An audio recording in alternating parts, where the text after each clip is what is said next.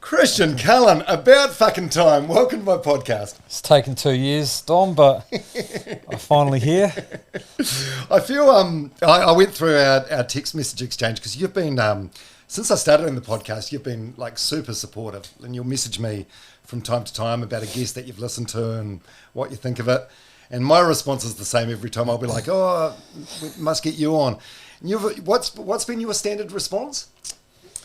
Well, I usually listen to your podcast when I'm probably not on the gym. They're a bit hard to motivate and get you pumped up when you're doing weights and that. But I definitely put them on when I was on the treadmill. So, for 40 minutes to an hour and listening to some of the people you've spoken to. And, man, interesting. Some of their stories are, inspirational, and some of the cancer stories. And, the one I sort of got me going a bit was the one, the assisted... the dying when she had picked the date. Like, I was going far out, man, how amazing and brave, and just to tell that story. So I just thought my story is like I've just played a bit of rugby and like just wasn't that interesting. Like, I'm quite boring. Like, I don't know. That's what you've said. Like, every time you've been like, bro, I just don't think I'll be as interesting as some of your other guests. Which made me want to get you on even more, because it speaks a lot about you as a person and just, I don't know, the humbleness. Well, yeah, I mean, I guess I've never really put myself out there, and, I've always said, I'd walk into a room and you'd just go stand in the corner and just be that guy. Just like, there's just nothing special about me, really. You played a bit of rugby and that was it, and, you hide away in the corner, and I'm actually quite happy with that. Like, it's just, It is what it is, I've got my kids and my wife and my golf clubs, and I mean, I'm happy with that. This is amazing. Jeff Wilson came up to me in the airport lounge about a year ago, and he just said, "Hey mate, I just want you to know, I heard the interview you did with my old coach John Hart, and I thought it was really good." And I was like, "Goldie, do you want to do an episode?" And he's the same as you. He was like, "Fuck no, could not think of anything worse." Yeah. I mean, it's quite hard to talk about yourself, right? I mean, it is quite hard, and I'd rather... Not for some people. No, okay, I get that. I mean, it's like when I know that you said that you've read the book that I did. Well, I didn't really do the book, someone else wrote it. And when they first asked me, I think it was just before I went to Ireland, and they asked me if I wanted to do a book, and I said, really? Like... Man, that's like going to get him blood out of a stone. Like, it's going to be quite hard. And John Matheson, to his credit, he's not with us anymore, old Johnny boy. But R.I.P. I mean, he did a great job. And obviously there's a lot of interviews and a lot of talking to other people. And my parents, I guess to their credit, since I've started playing, man, right from the junior stuff, like, have kept articles. And, now how you can you go to games and you just get your phone out now and video. Like, the old man used to have the big handy cam. The big camera, VCR, and used to video game. They just kept everything from day dot. So there's a lot of information there that, I guess, stuff that I don't know and stuff that I've forgotten. So that was a massive help. And now they do it to my kids, like anything that comes out that, and it's, school awards and all that sort of stuff. So it's pretty cool. But yeah, I just do not like really talking about myself or... Reflecting? Reflecting, yeah. I mean, just all that sort of stuff. Like, I'd rather just sit in the corner. If someone says something that you did, I'd say, yeah, no, it was okay, yeah. That's just... So cool. It's really cool and really refreshing. Yeah. And part of me feels bad that I dragged you up here kicking and screaming today. When I wasn't quite that severe, but you and I, we've got a lot of history, and I know that this is probably your least favourite way to spend a day. So I do appreciate you being here and doing this. Yeah, well, I've known you for quite a while. I couldn't call you Baldy because I've known you for quite a while, but from the Palmy North days. So I mean, I guess you know what I'm like, and yeah, I mean, it's like even at my wedding when you had to help me, I hadn't even written a do you know what I mean? Yeah. Written the speech before, and you had to help me do that, and it's just something that I've never really enjoyed it. I've never, that's why I was actually surprised when I did some Sky work, because that's just something that was no way, man. I don't want to be on TV talking about rugby or well, I'd rather be on the golf course. But you understand, like you are like an enigma, there's so much curiosity about you. There's so much love for you and what you've done. Like the amount of people that will say you're their favourite player. I said on Instagram yesterday you're coming. There was someone that's got a son that they called Cullen. There was another guy that said his FPOS password's always been 1515 because of you. Like you must feel that when you're out and about interacting with people. Oh yeah, I mean I've always liked to keep a low profile, but it's really nice. When people come up and whether it's more the mum and dads and said that I've met a few Cullens around the traps and a few Christians and all that sort of stuff. So that's nice that, when you play it and people love watching you play. And I guess it's the one thing when you run out onto the field and, with no social media or anything back then, it was people would come to you directly. And that was always, you got the good and the bad, eh? But that was always really nice to say, you're the favourite player and, you used to love how you used to play. And so that's nice. And even today, it is nice. It's nice to know that people appreciated what you did. And especially nice when your kids are sitting with you and someone comes up to you and goes, I remember we used to play, because your kids don't believe you. What do you mean? There's YouTube now. Well, lucky there is YouTube, because I said, I always say to my kids, because they always... especially my daughter, because she's into the rugby at the moment, loves it, Dylan. And I think I scored a try against New South Wales and I dropped the ball over the line. It's probably the one time I ever dropped the ball over the line. And she always gives me shit about it. And I said, well, you haven't played 58 tests for All Blacks, have you? And should have been more, damn it. Should have been more. Well, yeah. I've been looking for show and tell. I just need verification on this. So you gave me this jersey years ago. Is this the jersey that you wore in the gold medal match at the 1998 Commonwealth Games in Kuala Lumpur? Quite possibly. Has it got anything on it? I mean, some of them have them on the sleeve. I don't know. Like the All Black ones. Yeah, they have it embroidered on the sleeve. Have stuff on the sleeve, but I mean, sevens back in 90. I think this is 98, right, when we won the gold medal. They don't have anything like old school. I just need verification, because if I'm going to sell it on Jersey Hunter... You're going to sell it? Oh, my God. And one size fits all back then, eh? Yeah. But, quite possibly that's... that could be it. Quite possibly. What have you done? There was a time... Where was your family home? In Tilly Street? Tilly Road? Tilly Road in Pocock, And your dad had your mum and dad had like a room and with all your jerseys, like from early years. Yeah. Even like the Central Vikings, the whole... Are you a memorabilia guy? Have they still got all the jerseys? Have you got some gear? What do you do with it? Yeah, I've got... Well, when they moved out of Pocock up to the Big Smoke in Paraparumu, obviously packed up the room. And, like, to be honest, like, a lot of I'm not. No, like, so you go around our house now, I haven't got any jerseys up on the walls or anything like that. Mum, Dad, they've got some jerseys and stuff in their garage, but a lot of them were just pretty much put into boxes and bags and put in the attic.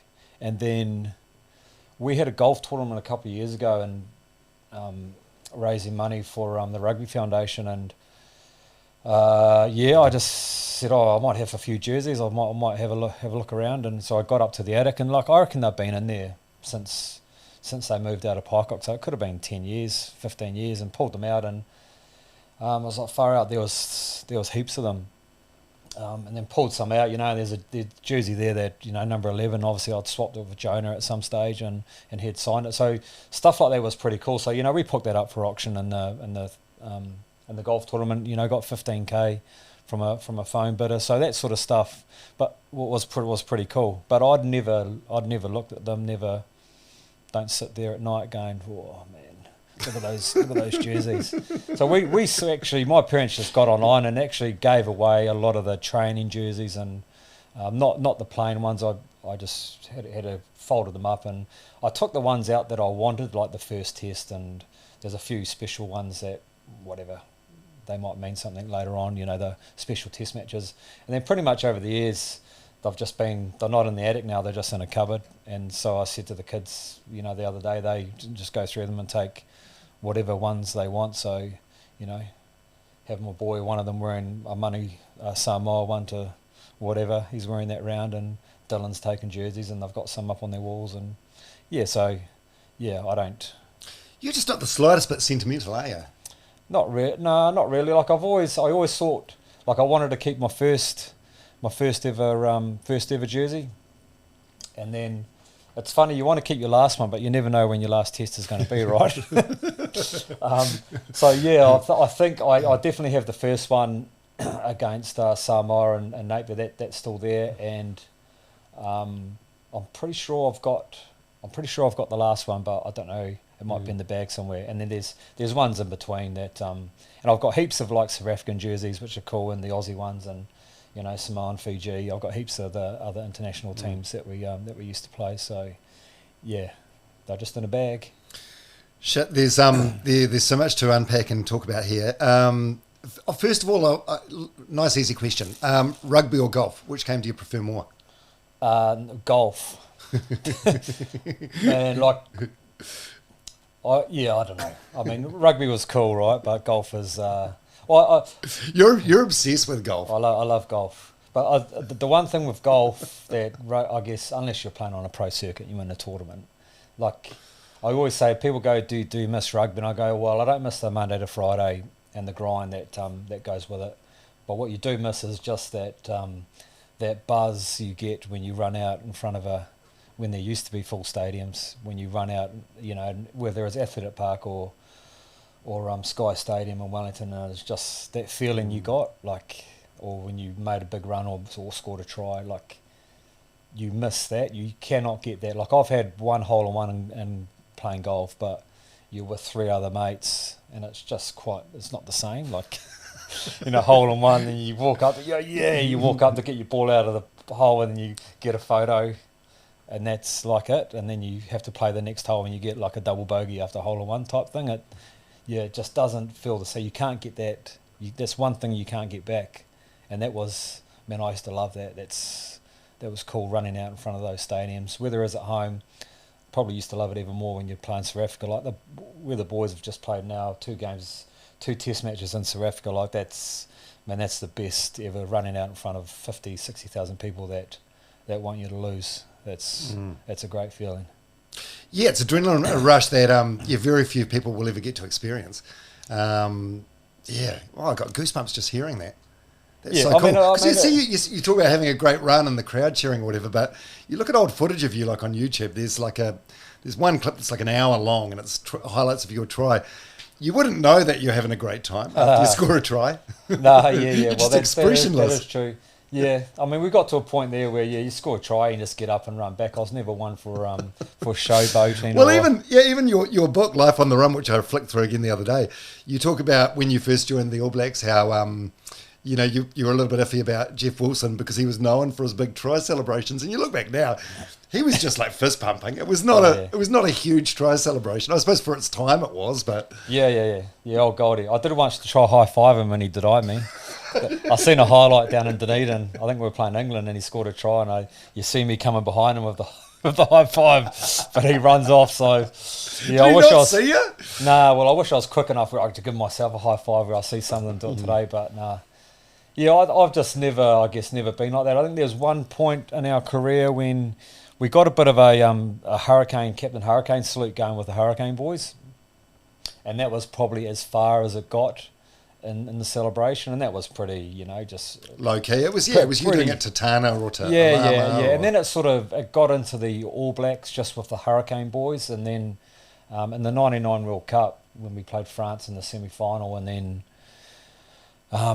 one of the French wingers obviously scored a try, and they got ahead and ended up winning us. But I remember beating us. I remember him running back past us, as in myself, Tana, and he gave us that Hurricane salute, and I thought, fuck, it's that's the last time I'll be doing that. So like he was taking the piss, like giving us that one, and I was going, oh mate, I've got no comeback here, but so I sort of stopped celebrating. You just score your try, don't be a peacock, and just be a peacock. Just get back and get on with it. Yeah. So Celebrity Treasure Island. That's part of the reason that we've finally got you on the podcast.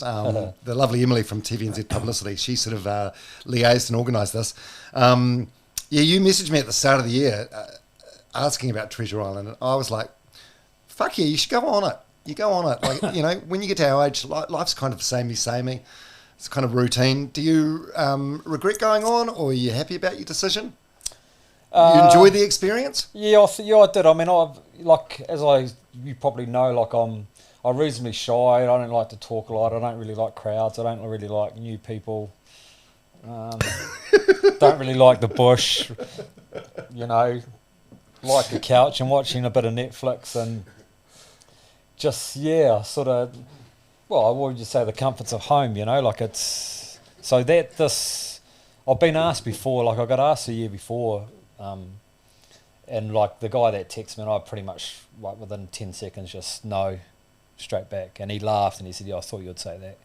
And then this year, just with a few things that have gone on with you know, in the family and my wife's brother and I guess the kids at an age, and so I asked them, and yeah, they were all sort of pushing me towards it. And then obviously I knew that you guys had been on it and Cribby had been on it, so just got hold of a few people and just said, "What do you reckon?" And they said, yeah, no, it's man, go for it. So yeah, I wasn't overly looking forward to it.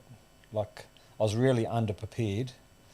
How can you prepare for it though, other than watching old episodes? Yeah, well, I watched bits and pieces of it and didn't. Yeah, so I kind of I knew, but I didn't know, but. You know, it was like they send you the list of what you can take on the island. There's no like branding and that sort of shit. And like all my clothes are like whatever it's Sup 2 or branding. I was going, fuck. So I had to go down to Wellingtons and buy a t-shirt.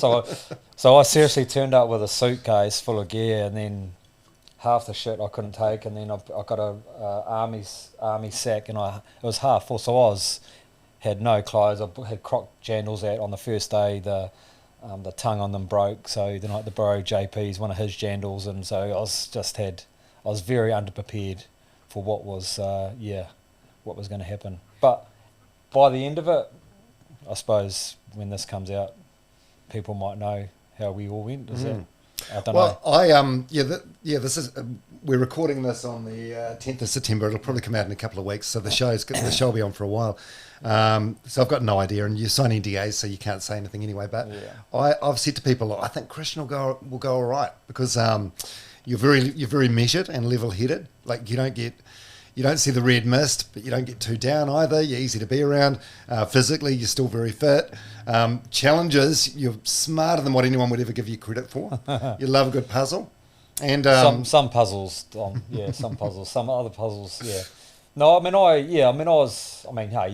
requires a bit of luck, though, I guess. A bit of luck, and but that's probably one thing I said before I went on. Like, I am pretty calm and don't get too wound up and don't get too down and just stay out of trouble. And even though I don't like a lot of people, like I can get on with people because we've sort of been in that environment where you meet a lot of people, and do you know what I mean? And you can get on to. And some people, like I have kept in contact with, and our rugby crew and other people, you just, if they're not you, then you just. But when you're in that environment, you can get on to get on. So I was pretty, and just stay out of trouble. Don't because what I know about all these shows, man, you get into drama, and then that's when it's the beginning of the end. That's when shit happens. Yeah. So what does life look like these days? What's an average day or an average week? Do you have a job? I don't have a job.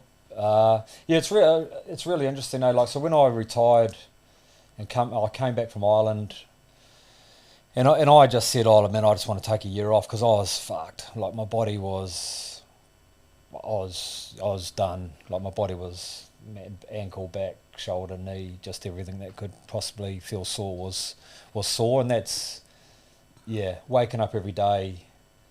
For the last year in Ireland, like limping to the toilet and strapping up ankles and just trying to grind through. I knew that I was pretty much done. So I came home and just had a year off. And like through the years, we bought a bit of property, and I got a partnership and company with a good mate of mine, Dave Monnery. And so we had properties, and then ended up buying commercial property. So we sort of dabble in that. And I wasn't really looking to work or to do anything. I just needed a year to get my body right, and then Because you were still young, like 30, 31? 32 I maybe? think when I finished, I was like 33. Right. Had a body of probably like a 50-year-old. Yeah, and then come back, and then look, we must have had obviously practicing for kids and that, and then they just started popping out. Well, I didn't pop them out, but they started coming out. So we pretty much teamwork. Yeah. So then it's sort of, we had 4 kids in 5 years. So, and then I just really, that was probably a big thing for us, was like they're all young and and just sort of looked after the kids. And then I think Sky came along at some stage and did a bit of Sky stuff, and so I've done bits and pieces. Did a real estate stuff, and now I started off selling real estate and commercial stuff for property brokers, and now that wasn't my cup of tea, but do ambassador work for property brokers. So I'm at the stage now though where some weeks I get a little bit bored until Friday, when we know golf is on Friday.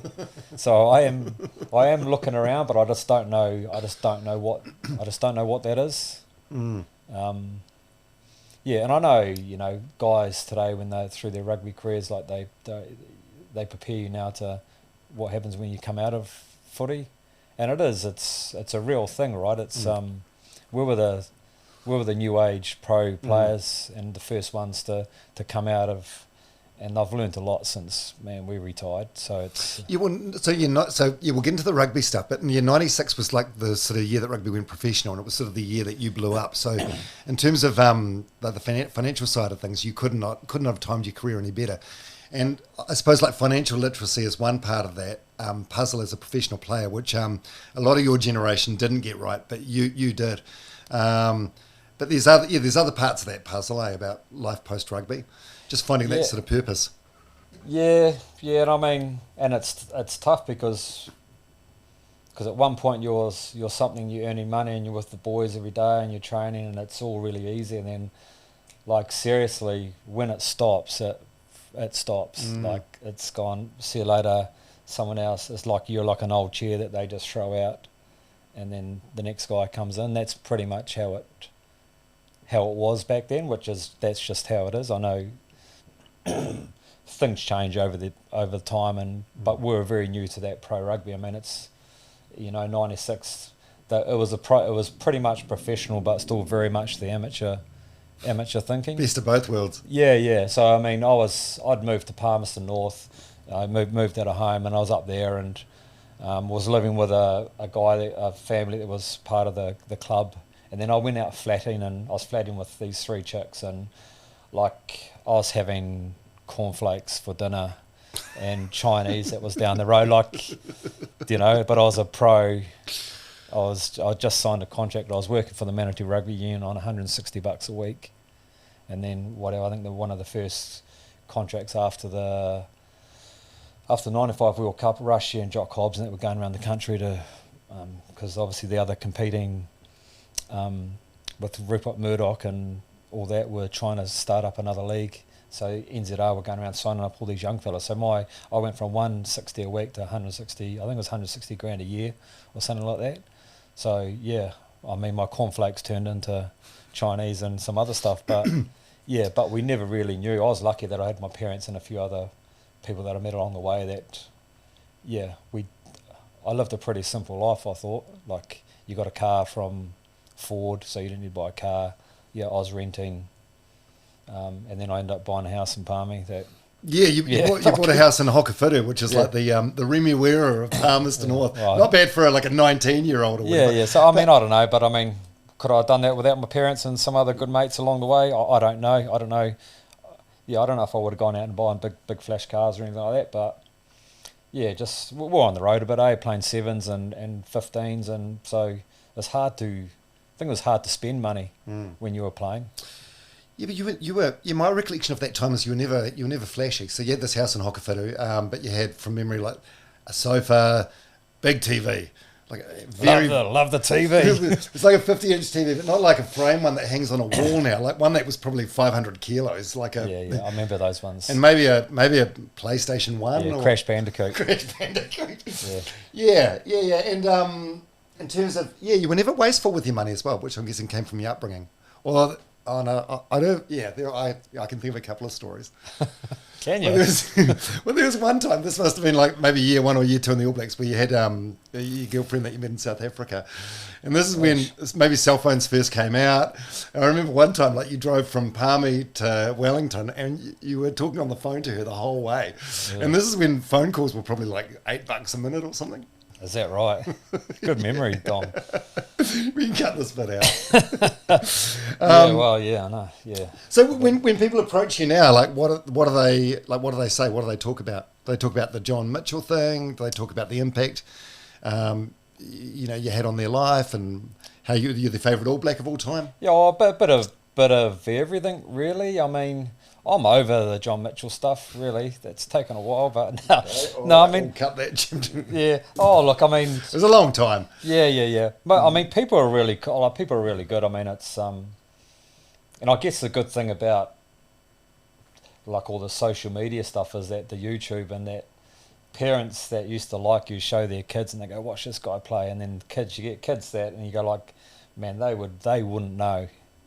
They wouldn't know. Like, so I don't mind. People go, he doesn't. I said, I played 25 years ago. Like, it doesn't actually worry me. Like, but, they go, we showed him the YouTube stuff, and so I think that's pretty cool. So most people are pretty good. So I take time out and talk to most. I talk to pretty much everyone that wants to have a chat and be reasonably friendly. It's, yeah.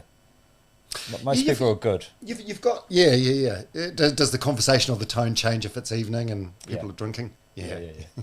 Which is. Yeah, but it would still mostly be positive, I guess. But people just don't know boundaries at that point. Yeah. That's right. You're with your mates or your.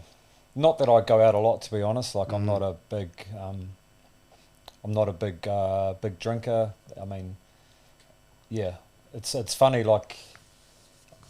Probably like a lot of New Zealanders, like I'm a bit of a binger and probably everything, whether that's watching Netflix shows or having beers. Like I just, when you go, and when I don't, I don't. Like I could go months and months without drinking. I don't necessarily like the taste. I don't like the taste of alcohol. I only drink to sort of be social. If your mates are having a few beers, then okay, I'll have some. But I'd rather have a coffee or a Diet Coke.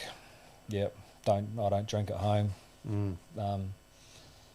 But obviously you get a little bit braver when you drink, so I can understand people coming up and when you're doing something and they come up and say stuff, it's like, mate. Yeah, but they just don't.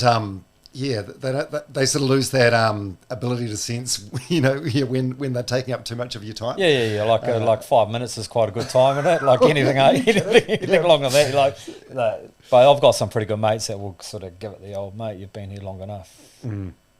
Move on. Yeah, that's cool. So let's talk about the early years. So, like, were you always good? Like, your dad was one of your first coaches, eh? And he was a hard coach.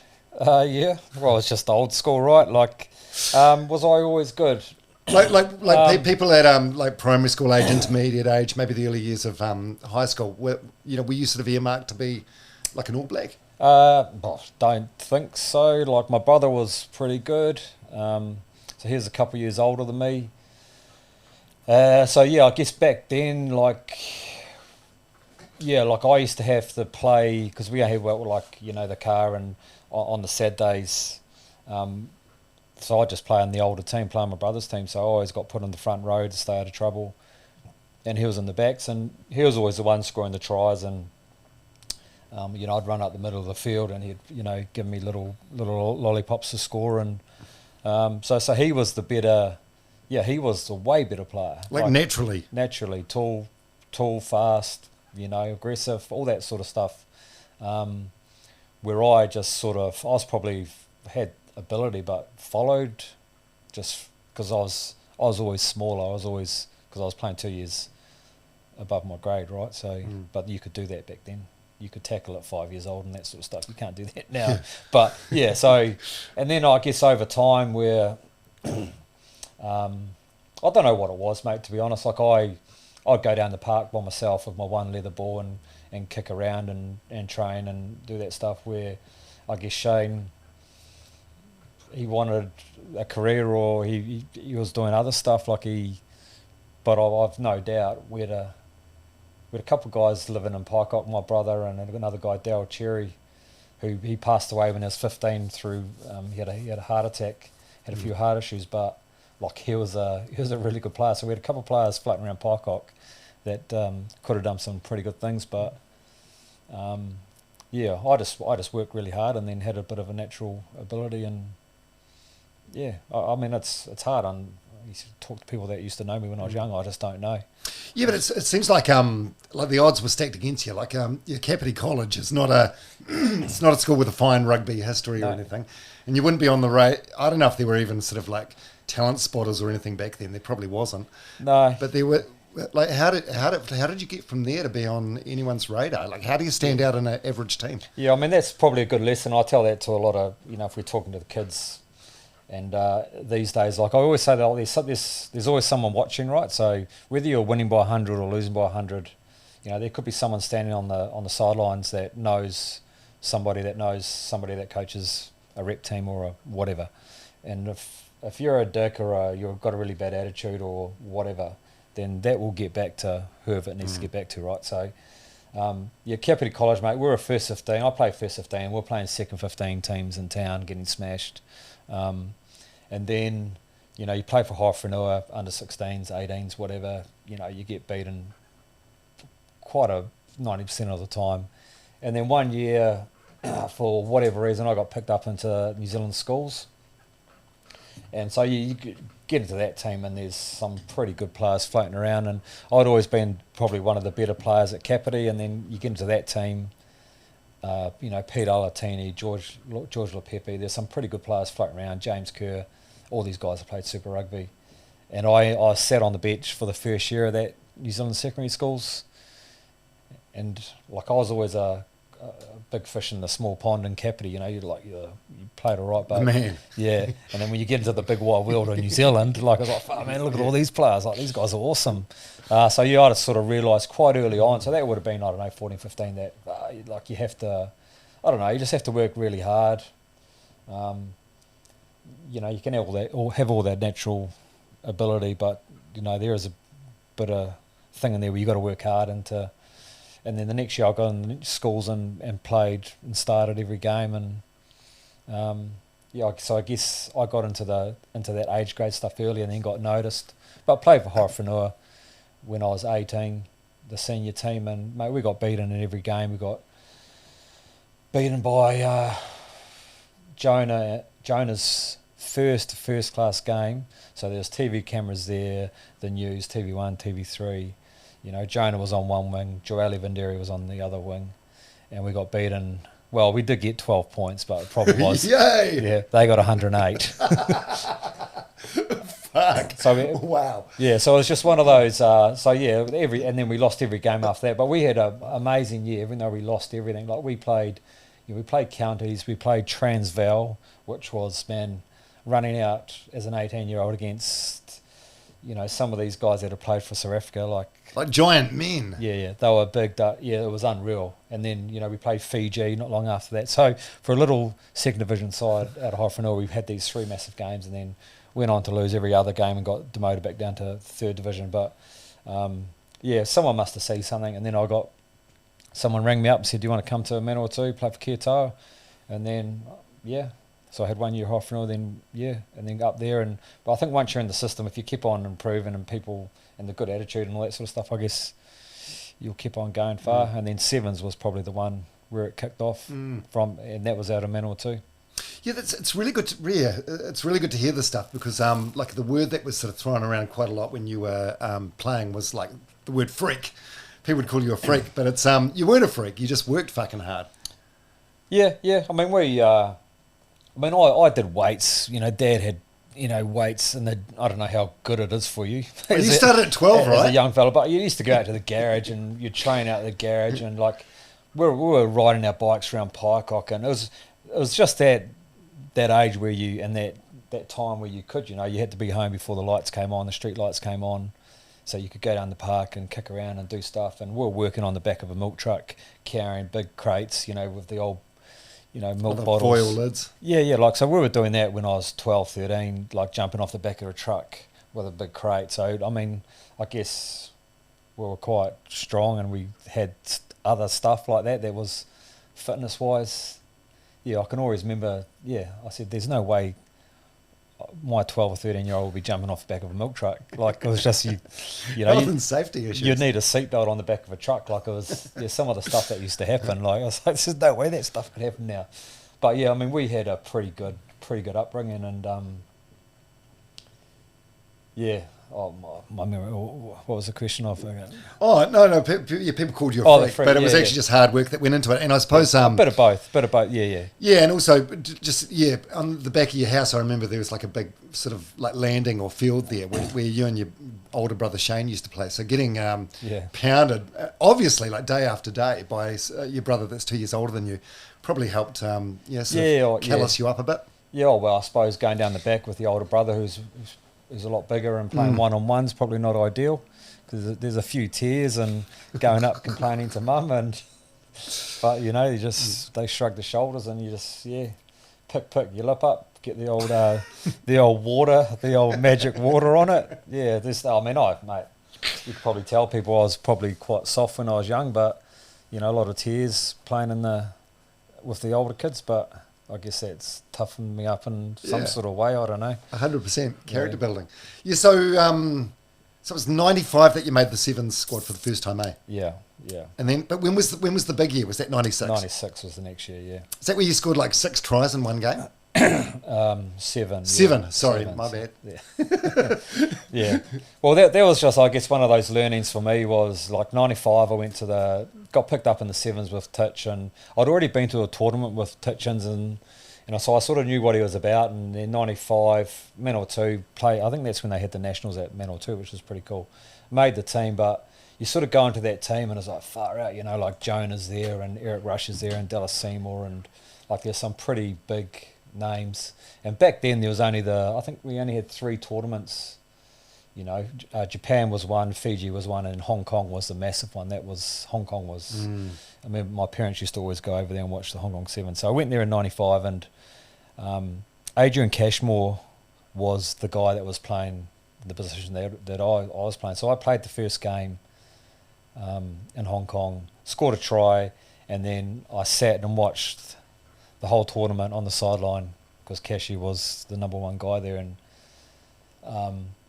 Jonah had his massive tournament. He, player of the tournament, and then I just thought when I got home, it was like one of those feelings where like they'd won it, the Hong Kong Sevens, you get your medal or whatever you get, and you're part of the team. But I just didn't really feel part of it. You just feel like a spectator. You just wanted more. Like you're in the group and you're having it, but you only played one game. And I said, but there's got to be more to this than that. So I just went home to Palmy, and I was in Palmy by myself. Obviously, Charles with Manawatu, and so I got a trainer, a lady called Carolyn Margan. I don't know if you probably know her from Palmy. She used to do massage and training. So I just trained really hard for the next whatever it was 6-7 months until the next Sevens thing came up, and then you need a bit of luck in rugby, so I got reasonably fit, and then Cashy got injured, and then I went to Hong Kong in 96 and played every game. Got player of the tournament and I think 18 tries, and that's just still a record now, which is quite cool. And no one will ever beat it because that stadium is no longer. That's amazing. Like those games are so short. How do you? Well, was it four in the first I'll be half? honest with you. I always thought that because it was against Sri Lanka. So I'm pretty sure, I always tell the story, I'm pretty sure they're at the airport in Sri Lanka, wherever that airport is, and there's a cricket team, a rugby team. I'm pretty sure they sent the cricket team to Hong Kong. So there's little Sri Lankans that haven't never played rugby before. So 7 tries. You got to take it though. Well, And Mark Ellis holds the try scoring record in the 15s, and that was against like Japan or something, wasn't it? 135 to 0. So, man, if you can't get 7 or 8 tries of that, there's something going on. And was it that Hong Kong tournament that you got the nickname the Paikokadiki Express, or? No, I think that was through, was that Hurricane days, like Keith Quinn out of Wellington? Like, I think that's where that first came up. So, it's quite a tongue twister to try to say that really quickly. It's a lot of syllables. It is. Yeah. So I think Cully. Let's stick with Cully. Better than some of the nicknames that Eric Rush gave you. Yeah, that's true. Yeah. What? There's one story in your book that you tell about him. Like he's so you were young at the time, like 18, 19, and you're painfully shy. Yep. And he introduces you at something saying something like Christian doesn't need to use condoms. He just uses his personality. That's a good one. I don't know. Well, the thing about Rush is, I guess when you get in a team and if people start taking the piss out of you, then I guess it makes you're either go into your shell or it brings you out. And I think Rushy was quite good where he could take the piss out of you, but in quite a good way. So yeah, I mean, Hong Kong was one of those things during the week. You got the early on in the week, and then you had a lot of functions where you get up dressed up in your number ones. You go. There'd be a lot of Kiwis at these functions, all suited up, but at the end of it, we'd have to get up the front, and Rushy would obviously do a little talk and then introduce everybody. And I don't know, that week in 95, we had about 3 or 4 functions, and I reckon I had 3 or 4 different nicknames. So he'd always get to me and he goes, "Oh, this is Christian Cullen, he's 18, he's from here, he's this and that." And, the first one was he called me Chester, and I kind of looked at him and go, "Hey, he's never called me Chester before." And he goes, "Oh, because at the time, Chester Williams was in the Springboks, and here's the only black fella in the Springboks at the time, and I was pretty much the only white fella in the 7 side, so he called me Chester, and I was like, "Oh, mate, whatever." And then the next day we had another function, and he gets to me, and I go, "Oh, what's he going to call me now?" And then he goes, "Oh, this is Christian Cullen, where we're 18, we call him Beer Bottle, because he's empty from the neck up." I was like, was it embarrassing at the time? Yeah, I mean, it's, what do you do? Like, you just go. You're so shy back then as well. Yeah. But that's Rushy though. That's I had a few through the years. There was Crowbar and the All Blacks because I never passed it. I think that was more a Goldie thing. They needed a crowbar to get the ball out. Yeah. I got called Mertz, and that used to call me Cutter Bowl. What, Cutter Bowl? Cutter Bowl. Cutter Bowl. Yeah, because when I used to run a cut, I'd be cut a ball. So I had a few, but I think the one that stuck was just Cully, mate, just plain and simple. Yeah. Fuck, they are great yarns. Like the Eric Rush thing, I feel like be a high risk to do that to someone now because it could be taken the wrong way. They could accuse you of bullying. Yeah. There's no doubt that was bullying. So can we go back and do something about that? Yeah. So there was the 96 Hong Kong Sevens. Then I remember, was that the first year of Super Rugby as well? 96. Yeah, I remember. So you played the first game. I was there watching. This was Manawatu. Auckland versus Manawatu Auckland versus Hurricanes at the showgrounds. And there was the Manawatu team, and there was I don't know, there were some great players in there like you, but there was a lot of ragtag players, right? Like just some local players that had done pretty well, like Carl Williams and Bruce Hanson and that. And you guys were playing Auckland, which was basically the All Blacks. Yeah, I think we were, in those early years especially, we were a sort of a team that was sort of brought in. I mean, the Hurricane region is massive, right? It goes all the way out to Gisborne. So, yeah, we're a sort of team that was picked and pulled in from all parts, and then we got players that couldn't make other teams brought down to us. And so we were a bit of that team, but I still remember that running out that first Super Rugby game, and then you're looking across and you go, there's Craig Dowd, Sean Fitzpatrick, Olo Brown, Robin Brooke, I can't remember who the other look was, Michael Jones, Zinzan Brooke, Afisatanu Carlos, I think Stensonis, Ronnie Clark, Jonah, like it was like far out, man. How this is amazing. It's stacked. Yeah. And I seriously always say this. And my daughter showed me a picture the other day, and I've said this before. She showed me a picture of Beauden Barrett when he first started the All Blacks with a kid that's in there now, Ruben Love. So Ruben was like a little 10-year-old, and Beauden was starting out, and then I've seen a picture of Richie McCaw and Damon McKenzie when he was young. So I always take that back to when I watched Michael Jones in '87 World Cup in New Zealand, and I was like a young fella, and then now I was on the same park and I'm playing against like Michael Jones. I was like, fuck, man, how cool is this? And I always remember we used to have after-match functions, and we get our number ones going. And I remember Carlos coming up because he's a half an old boy, and I was like, bro, can you take me across to meet Michael Jones? And we couldn't get photos with him back then because we had the old Nokia phones, but it was just to go meet him, shake his hand, like, man, how cool. And then obviously when Super Rugby finished and we got into the All Blacks, and then you're sitting in the same room as some of these guys that we watched when I was like 10 years old. Like, it's pretty cool. It's pretty.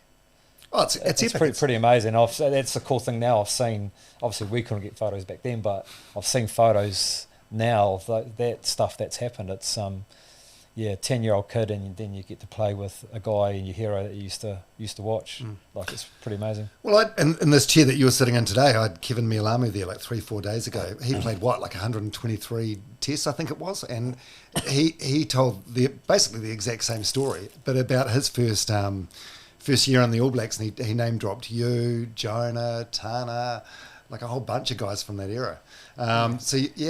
It's a cycle that's going to continue happening. It's cool. Yeah, and I guess when you get in the photo, you don't know what it means. Like, I might have got photos with young kids, and I'm sure when Bodie got the photo of Ruben Love, like, he wouldn't have known. It's just another photo with another kid, but to that kid, like, that's everything. Like, but man, I want to be there one day. That's so cool.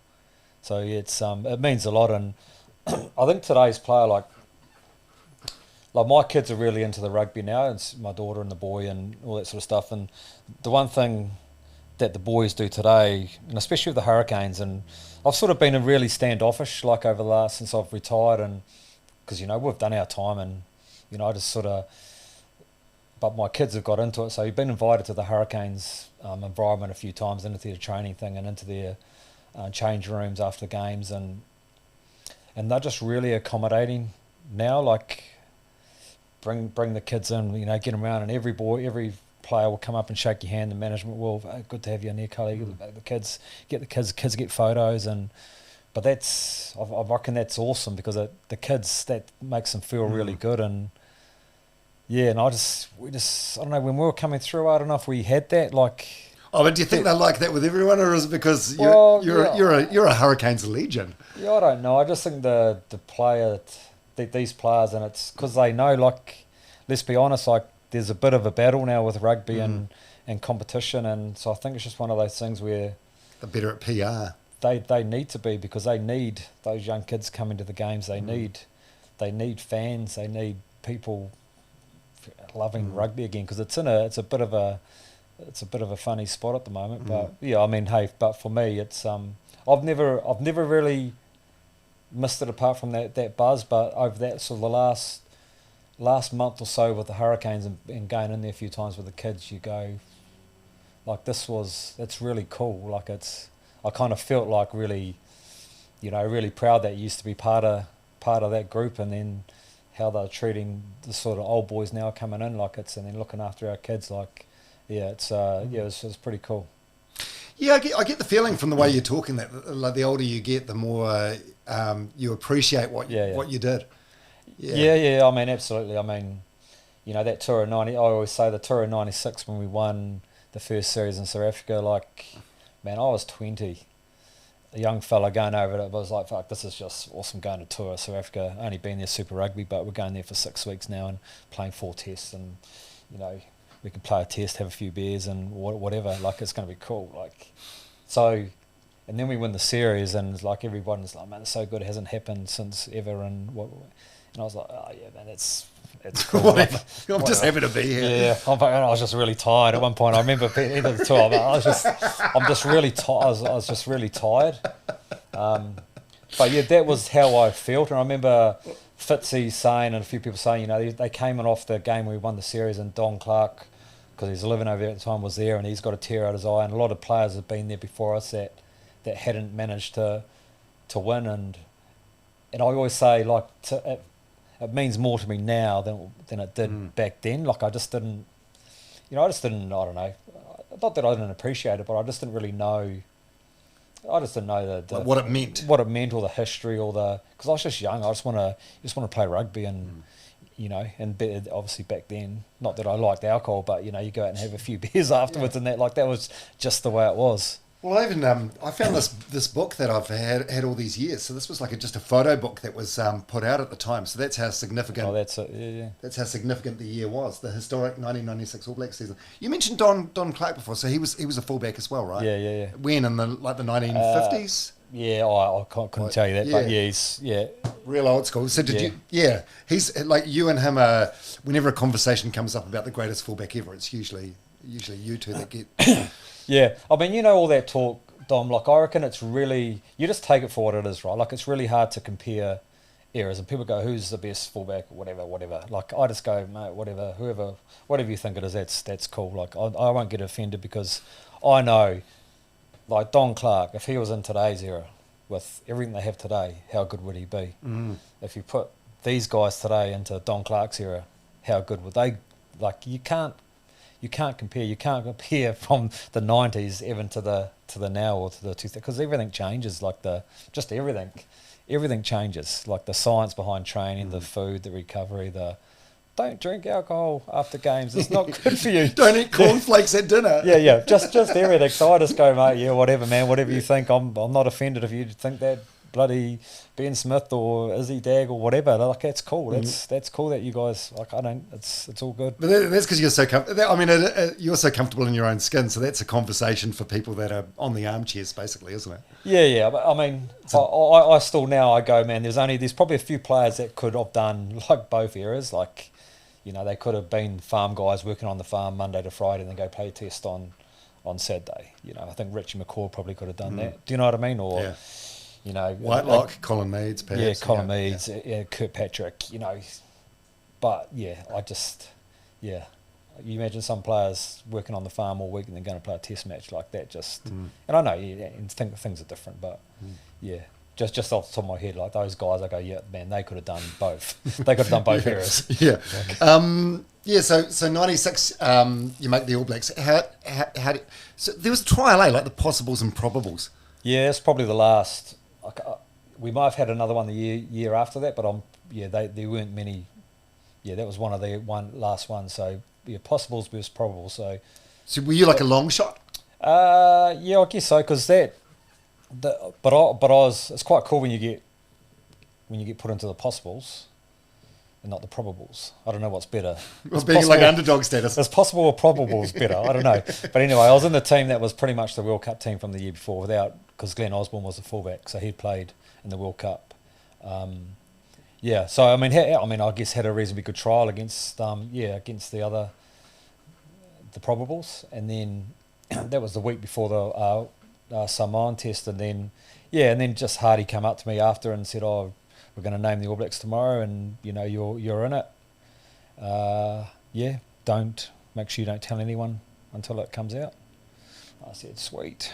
So I rang mum and dad and a few other people on the motel landline. Yeah. But I mean, I was really lucky because you get put in a team that was pretty much the World Cup team the year before. They possibly should have won the World Cup, but Susie and the food poisoning and a few other things, but so there's me and Scott McLeod that were the two new guys in that team. So it was pretty cool, to be running Jonah and Jeff and Mertz and pretty good 4-pack. So it was a pretty good first year. Yeah, what are your recollections of that time in that first game? Because I've had so many All Blacks on the podcast and they talk about it, and everyone's got a different experience. Most people are like nervous or they feel like an imposter. I feel like you wouldn't have. I don't know. You've always sort of felt like you belong, eh? Oh, not really. No, not really. I mean, I think it's quite intimidating going and and I know you probably talked to Kevin and a few current players. Like it'd be probably easier to walk into that environment, even though you'd be nervous. It's probably easier to walk into that environment now than it was when we sort of came in. Like it was very much still a hierarchy. These guys and you work, and then we're right at the bottom of the chain. So it's quite intimidating walking into that room the first day, the first meeting, and we were reasonably lucky because we had a few of the Sevens boys there. Jonah and Rush was there. A few of the Wellington boys. Alama was there. I think Bull Allen was there. Normie Hewitt. So we had a few boys that kind of look after you. But it's still, mate, you'd go to breakfast in the morning and you'd walk in and there'd be a table and it'd be, Fitzy, Craig Dowdy and Jones. You're like, fuck, I don't really want to sit over there. Fuck, where's my Wellington guys? Like, so it was it was quite intimidating. So, like going into the food court in prison or something. Yeah. Yeah, don't be spoken until you're spoken to. Yeah, wow. It actually felt a little bit like that. So, I get, and that just doesn't bring the best out of players, right?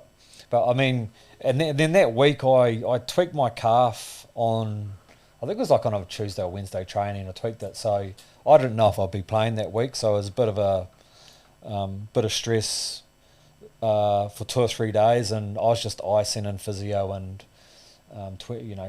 every 3 or 4 hours icing, and I had a fitness test on the Saturday morning down the park. Went for a run with Doc Mayhew and the trainer, and like the calf was real sore, so I ran up and down and just did a few sprints and it was real sore, and they just said, "Oh, how's it feeling?" I said, "Oh yeah, it feels real good," and then just went back and I thought, "Fuck, man, this is." I don't know if it's going to get through, and then iced it right through the whole day because it was a night game, and then so I was really nervous. I don't know if that was because it was my first test match or because like I don't know if I was 100% with my calf, and then or was it because of the haka? Because I was never a big haka guy. I don't know. So the rugby's what you know. Yeah. Why you've been selected, but you're not selected for the haka. Yeah. Rugby's easy. But I remember just sitting in the change room for the test and just looking around, and you'd like Fitzpatrick and Michael, just all these people. You go, oh, it's pretty cool. And then ran out, and got through the haka, and then bang, like the calf just went away, like. So, and then got through the game. So, and then then the rest is history that year. So, I was reasonably uneasy, sort of 2 or 3 days before, and then you start working your way up not that you're right there, but you start working your way up the chain where, played the first test. Okay, I'm an All Black now. I've got the jersey. Now, come on, talk to me, guys. How long does that take? Because I'm thinking someone like say. Michael Jones or Frank Bunce, was he there at the time? They're fairly... that's the difference though, is that Michael Jones, nicest guy in the world. So, but the thing was, a lot of these Auckland guys have come through the era where that was just the way it was. But as I said to you, like Glenn Osborne was still there, the North Harbour boys like Bunce and Walter Little, good bastards. Michael, nicest guy in the world. In your book, you talk about Ian Jones. Yeah, was he frosty? You gave him a shout out. Oh, and Dowdy. I mean, should I room with Dowdy in the UK? And I don't think he said boo to me. I used to go in there 8:30 at night, and TV would be off. He'd be blankets, he'd sleep, and I'd be lying there going, "What am I going to do? What am I going to do?" I mean, I had it with the sevens. We went to Fiji, and so back in those days, you walk into your room and there's no TV because you just room in 2 beds, and I was rooming with old Dallas Seymour, and then he had the old Walkman with the headphones, so he put that on, and I'm only a young fella, so I just looking at the roof. I'm like, and I think I got like 2 or 3 words out of him the whole week, like we're going to breakfast, or we're going to training, going to dinner. So, but it was just a bit like that. Hey, now I get on well with all these boys. Right? Yeah. You just have to prove yourself. It's just how it was at the time. Now I'm sure, like with guys like Artie Severe, and I'm sure it's never been more inclusive than what it is now. Absolutely, and that brings out the best in players, right? You get a young fella come in, man. You want him to be himself. You don't want him to hide away or go into a shell. You want him to be himself, and there is still a hierarchy, right? There is still that, but it's way more open. Oh, I can't imagine how intimidating that is. Oh, but so the first game you score 3 tries. Yeah. Fucking amazing. And you get tackled hard. Yeah. I remember watching that on TV thinking, bro's not going to get up. Yeah. But it's like you just bounced up again like Tyson Fury. Oh, yeah. Bang. Yeah. I don't know. Yeah, it's just one those tackles, mate, I reckon the big clean tackles and hits, they look sore, but they don't hurt as much as some of the other ones. Yeah, I got coat hangered once, and Brian Lee got me quite a good one from a box kick. But that's all part of it, eh? That's welcome to Test match rugby. And after that first test, like in the changing rooms, does like Fitzy or any of those senior guys come up and say, "Hey, nice work, kid"? Not enough to prove yourself, so you had to get 4 the next week. Not enough to prove yourself. Well, I do. I do remember the after party. the after thing was the senior, like this is how we were pro, but still very much amateur. You know, the after party is pretty much, I think at my girlfriend at the time, not anymore, but you know, it's like they go, you go, we've got him tonight, it's his first test, so we've got to go and fill him up. Which is like a court session sort of. Well, yeah, but the senior players will look after you, go out, but that's how, you know, and I go, man, I never really drunk much before I made the All Blacks, and I reckon those first 10 test matches, like there's some quite big nights after every test match. And the only good thing, like you're young and 20, so you could bounce back the next day, but I don't know what we know now to back then, we did all right for what we did. You was like professional in terms of starting to get paid for what you were doing, but probably little else. Yeah. And I know John Hart. I mean, Hardy was pretty big on trying to, because he had come from the corporate world and coached during that amateur era as well, but knew now that was professional. So that was something that took a while to wean out, but that was still very much amateur thinking on how things were done, especially after stuff. Which is, I mean, how long could you last? You see the boys now, like it is structured after games, and what you eat and what you drink and your recovery, like that's just smart. Yeah, well, I had Dr. Nick Gill on the podcast, and he said the big struggle now is like getting players not to overtrain. Because everyone takes it, you know, everyone just wants to like take it to that next level. Yeah, I listened to that, and I bet that was good to listen to, because it was, but that's just how it's evolved, all right. That's just. Some days we used to hate training because we go, we had a shit game on Saturday, so Monday's going to be, we're going to get punished and we're going to have to run and do heaps of contact. And if you had a good game, then, but today, like you're listening to Nick Gill, like everything is so. You know, we've got an hour training day, boys, whether you played shit or played good, like this is what it is, it's structured. So how can you not enjoy that? Like, I mean, and everything is so specific to your individual. Back in our day, they pretty much threw a blanket over, this is what we're doing for training today, boys. So I'm doing the same as Norm Hewitt and Mark Allen, and we're going to be running a 3K run, and then, you know, so all the psychologist guys, like 30 guys in a room, we're all different, but we're all listening to this. So I still remember our first psychologist come into the room, and he had 5 guys that were like, man, this is awesome. There'd be 10 guys over there going, what's this guy talking about? And there'd be another 5 guys there going, sleeping in the corner. So every individual's, they're all different, and that's just how the game has gone. But Nick he was pretty cool. He was good to listen to.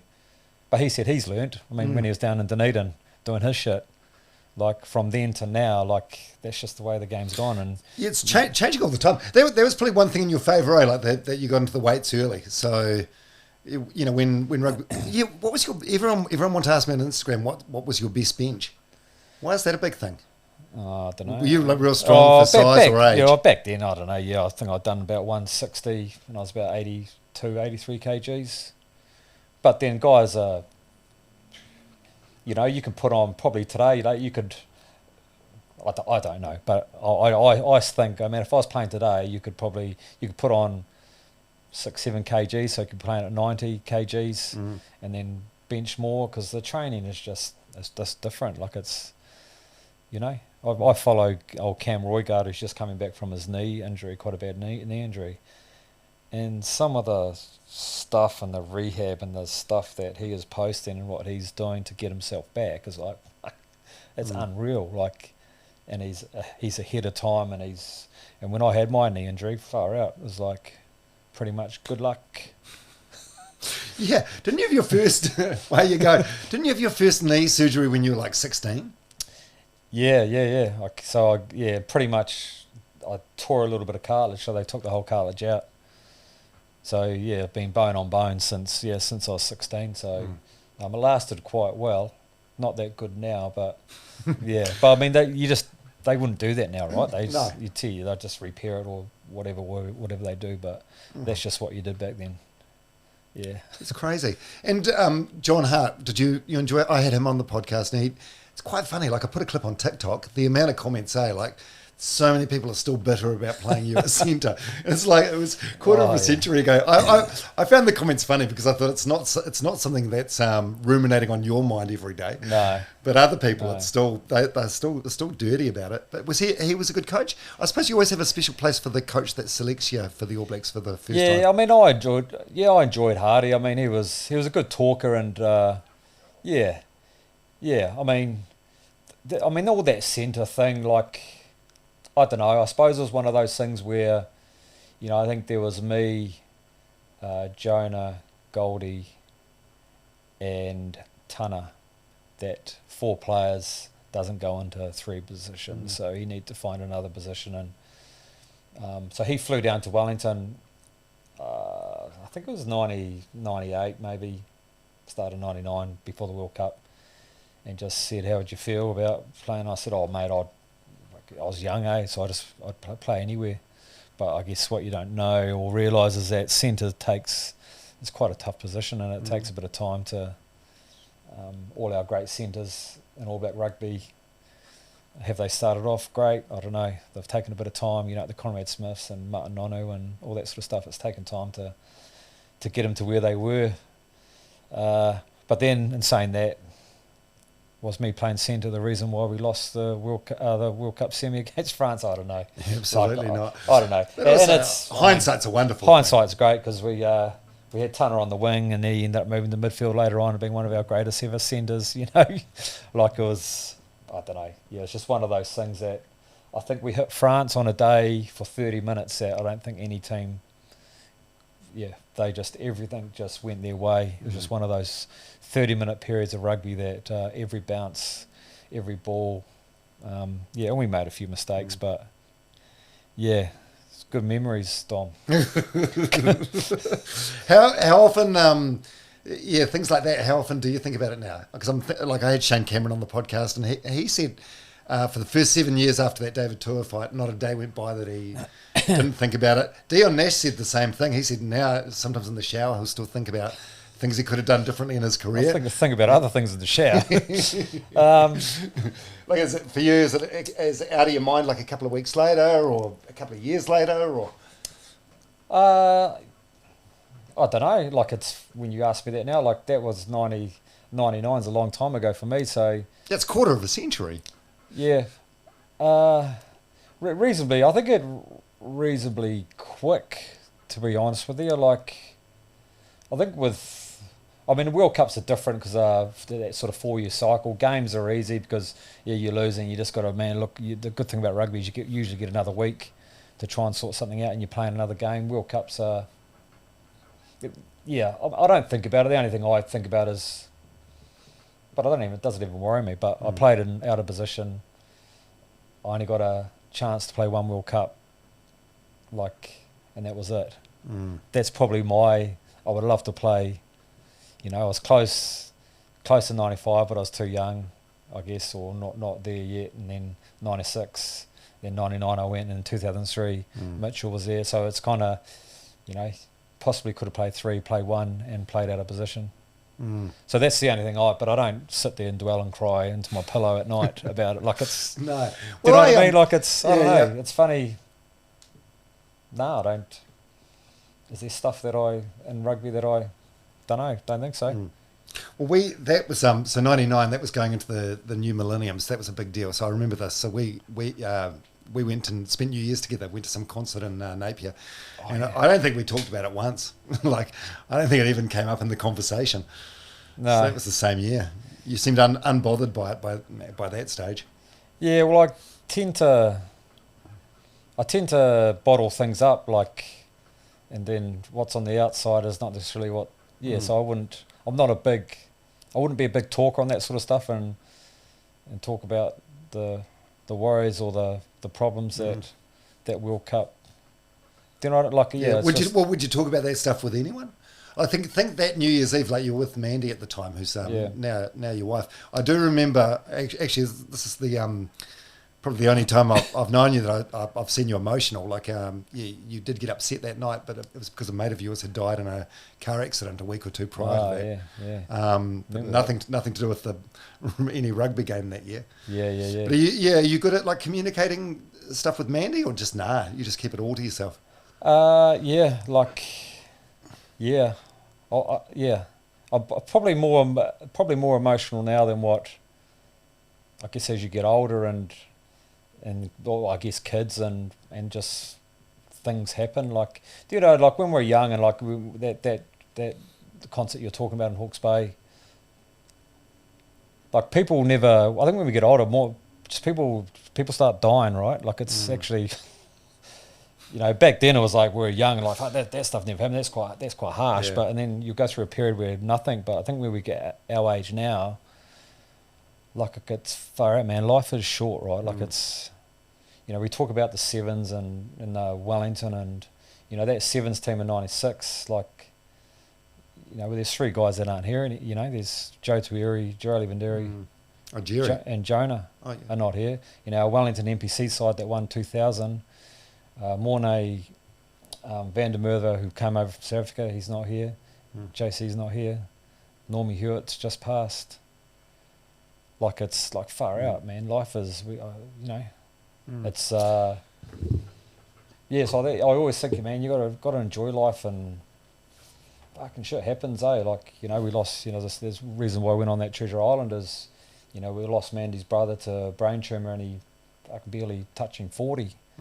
Like that's cruel. That shit shouldn't happen. Like, but it does, and it's actually quite sad, eh? Like it's So I mean, you gotta enjoy life. Like, I got quite sad the other year when someone said that, like 96 sevens, and then I sort of sat back and far out, man. 3 of those boys aren't here now, and they're like same age as me. Yeah, and you had a lot to do with them. Like, your career and Jonah's were almost like parallel, weren't they? Like sort of starting at the same time. I mean, Jonah was just you talk about freaks, like he's probably the freak, and the first. I always say he was first ever. He was the first global superstar of rugby, and because he was so big and he stood out everywhere he went. Like, you'd send Jonah if there's a big crowd, you'd send Jonah over there, and then and you could just sneak off down the side, like. But he was, he was just different. Like he had a massive heart. Hey, like just looked after a lot of people that did a lot of things that probably people didn't know. And you'd be in Africa and he'd go by he loved his music and go by the big boombox. And then when we left the hotel, he'd just leave it for the maids and just little things like that. And he was, He was, and I was really lucky. I thought I was really lucky. I had the best seat in the house when Jonah played, because I only ever played against him once, and that was enough. But then he came down and played for Wellington, so I got to sit him behind at fullback and watch what he could do. So, I was pretty lucky to sit him behind a guy like that. Oh, and he was lucky too. Yeah, like surrounded by good players. I mean, he was. I always think he should have been born in America, because he just had that big NFL energy, eh? Massively, We always remember he loved his cars, and he'd turn up to a cafe and he'd have a big Matrix neon like leather coat on. He'd just walk in there and he'd go, oh, look at this guy, Or he'd turn up to train. He'd been waiting for a convertible bloody car, and he'd turn up and you could hear the music coming down the road. And he'd turn up and the roof was off and the music going, and he was just. He was that guy, but man, yeah. Did you have a room with him? Nah, I probably did, but not a lot. I was more Tana, because I could sleep. I could sleep quite a bit. I was quite a good sleeper. So Tana was probably one of the biggest snorers in the team until he became captain. He got his own room, but I could pretty much go to sleep anywhere. So they put me with him. Yeah, you and him were tight, eh? Do you remember that New Year we went to? I think I went as your +1. So Tana and his wife Rochelle. Kiri. Yeah, and you took me as your +1. So we went for a New Year's up there, and for some reason, I don't know how this happened, but Blair Chuk, who's one of the captains of Team New Zealand now, we ended up staying at his family house. So Blair and his brother were kicked out of their room, and you and I were sleeping in their room. He went to school the next year, and even though I was sleeping in Blair's bed, the story he tells us that at school for what you did over the summer holidays chat, he said he lied and said you slept in his bed because. But how cool is that? Those boys, how good they're going now. Like that's so good. Small world, eh? So good. Yeah, but my recollection from that time is so that they had a massive sort of touch rugby sort of area at their house up in Kerikeri. And we were playing touch rugby on the lawn there, and you and Tana were like tackling each other, and you guys were going fucking hard, like it was crazy to watch. Like every time you guys would be like rolling around the floor, like just pissing yourself laughing. But from standing on the sideline watching it, it was intimidating as hell. Young and dumb, mate. Young and dumb. Yeah. How funny is it when you get out of bed in the morning? Yeah, I know. Yeah. So you got to 51 consecutive tests. And when you got to 50, you're only the 14th person to make it to 50, so it was a hell of a milestone. Yeah, that's cool. Given how shit your knee was when you started, like the place you were coming from, to make it that far in the position you're in was remarkable, eh? Well, yeah, I guess so. I mean, I guess that's one thing with what Hardy did was in that 99 World Cup. I think I was a reserve for one of the games, and he did say, you will be getting on at some stage because I think he knew that consecutive record. So I got on against Italy, I think, so that wouldn't break the the consecutive. Yeah, even though I was playing at centre, but that's not better. And after Hardy, Wayne Smith, he was the coach after that, yeah. And he loved you, you had a good relationship with. Yeah, I mean, Smithy was great. I mean, he was good then, and he's great now, and I think everybody in New Zealand knows how good he was, and he'd been through the Crusaders in Canterbury, and was a good player himself, and he just had a really good rapport with the players, and very very hands-on, running around the pitch, and I love Smithy, and that time we had when he was coaching us, and then the time where we lost a couple of really close games.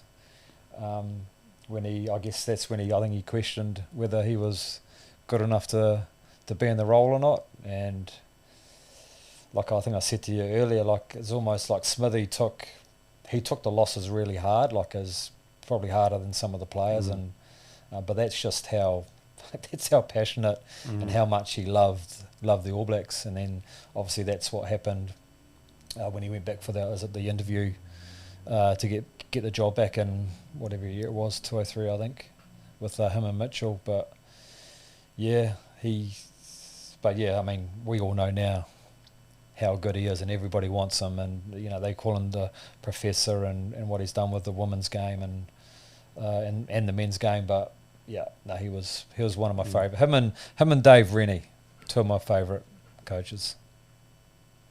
Yeah, and your dad. And my dad. Your dad early on. Yeah. Well, Dad was hard. He was. Yeah, he didn't. Who was harder, Chris Cullen or Gordon Titchens? Yeah. Well, Titch was tough. Yeah, he was. Yeah, he had joy in seeing people break. Yeah, but I was probably more scared of Dad. Yeah, we used to. Titch isn't going to give you a smack with the belt, is he? No. I always remember because Dad used to work down Pororua, and we used to, after school, have to catch the train down to Plympton, because we used to play for Parramatta Plym, and we lived in Pycock, so we'd catch the train down, and it used to work out, the train would get there at 4, and whatever training started at 4:30 or 4:10, and we always used to stand up at the top of the hill, and we could see the train coming from Pram. And then one day we used to, when we seen it, we had about a 400 metre sprint down to the train station. You get there, train will pull up, you get in. And this one day we're there, and the sun was kind of in our eyes, and I reckon we're going, is that the train? We can't see it. And then then it would come through the sun. We seen it. Oh man! So we would have been 20 meters behind what we should have been, and we took off. And just as we got the train, the doors were closing, so we missed our train down the training. So that's when the fear came in, because we knew Dad was coming from Pairua. So when we didn't, so we turned up on the next train, and then so I was probably more afraid of that. Yeah. So me and I think my brother and maybe I think Daryl, we turned up late for training, and it wasn't good. You knew about it. Yeah, a bit of running, Yeah, bit of punishment. Your dad's a hard man. It's like I've never seen him in long pants. So you would see him like at a Wellington game in the middle of winter. It'd be freezing. He would just have like shorts on. Yeah. I think when they did tour to Scotland, when they came over for one of those test matches, and they came into the aftermatch, so you needed long pants. So he wore his shorts to the game, and then had his long pants in his backpack to put on to go to the aftermatch. Yeah, that's the only time. That's a great yard. Oh, what about Frank Oliver? What was he like as a coach? Frank was just Frank. Frank was great. I love Frank. He was just old school. Very hard on the forwards, but a bit of a pussycat with us backs. Yeah, I used to love some of his speeches before games, and he used to some of his talks you tried not to laugh because some of the shit he said, like. Oh, like what? Oh, what was one of the? We're in Hawke's Bay playing. I can't remember. We were playing maybe Transvaal or someone, and he just in his gruff, in his voice, rightio boys, let's see if you fucking. Is there fucking hairs on your balls, or is it just fluff? And all us backs are sitting we're sitting in the back, kind of trying to giggle, but Frank was great. He's awesome. Yeah, I love Frank, and it was a shame when he passed, but that was Frank, right? I think he was there. I don't know. I heard he had a few issues, and he was just working out on the trees and doing his thing, and. If he'd have maybe got looked up or checked up, and I don't know, like these. Yeah, just old school. I remember because I was working on local radio at the time, and Palmerston North, and he'd come in, and a couple of times I called him Filth because that was his nickname. Filthy Frank. Yeah. Dom, don't call me Filth. Don't call me Filth. Please call me Frank. Yeah, no, he was good. He was good value. A lot of those old boys are like. Yeah. We've had a few of them down to our golf tournaments and gone to different functions. Ian Kirkpatrick and boys like that, they're great. They're great to talk to, and I love talking about, some of the old days when they used to go on tour and, some of the stuff that they did, and, they're good value. Well, thanks for sharing those memories. That's cool.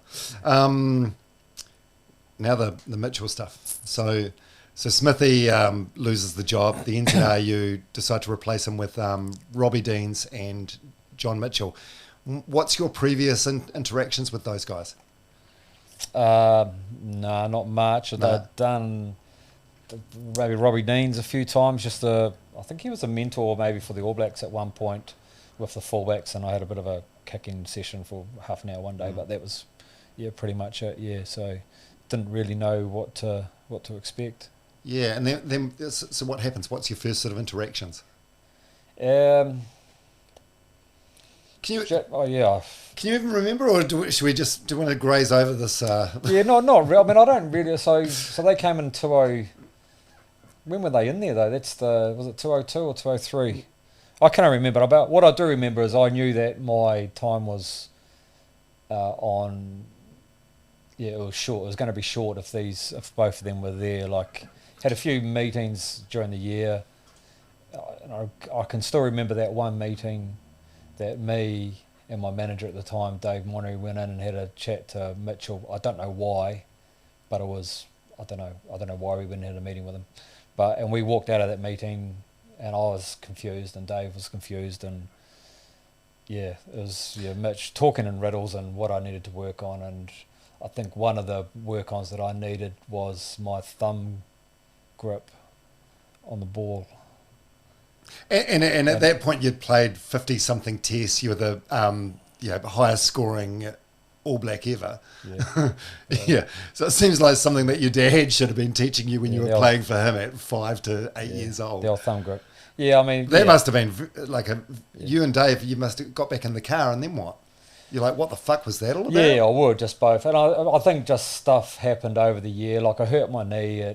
There's just little things that built up, and I hurt my knee down in Dunedin when leading up to the Irish test, and I spoke to Doc Mayhew, and I went back home on about the Thursday, and pretty much told you just got to rest and physio and rehab, and then get a ring from John Mitchell on the Saturday. And it was like pretty much, hey, how you going? Yeah, good. How come you're not playing club rugby this week? And I was like, because my knee's fucked. And John Mayhew told me not to play.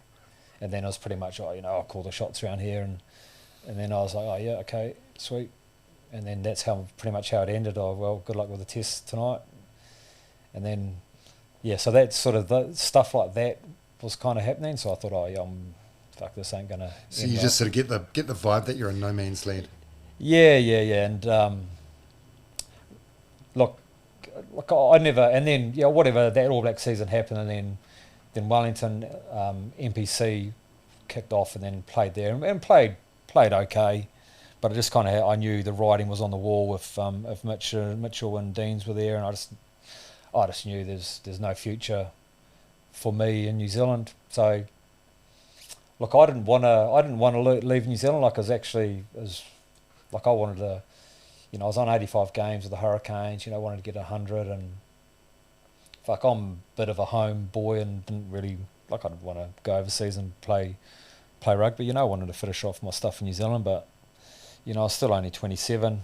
And then, as it happens, played the NPC, and then Chris Latham had pulled out of a deal that he was in Munster and Ireland, and Alan Gaffney, who was the coach for Munster, was an Aussie, and Latham pulled out, and then somehow we got hold of him, and then pretty much I made a decision within 2 weeks to go, and it was quite, I don't know, I was quite sad. I mean, I was sad. I was, I didn't want to go, and then me and Mandy packed up and pretty much left, and the only cool thing about that year was not the All Black stuff or what had happened, was that, and as I say, I appreciate it more now, probably not then, is that I got to play my last game in New Zealand at Wellington in front of a pretty good crowd for the final against Auckland.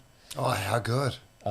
Even though we lost, but it was sort of one of those things where, and then I got injured, and then so I got to come off and got a few claps and appreciate it, but didn't quite soak it in, because I was still a little bit down that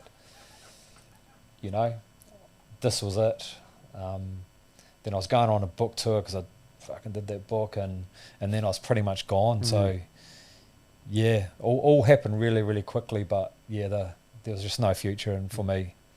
I'm gonna. You said there was a few cheers. I'm gonna have to go back and review this on YouTube afterwards. But was there a few cheers, or are you playing it down? Cheers. I feel like was it more like a standing ovation from the entire Cape Town? I don't know. A few people standing, maybe. I don't know. It was. I appreciated it. Like it was.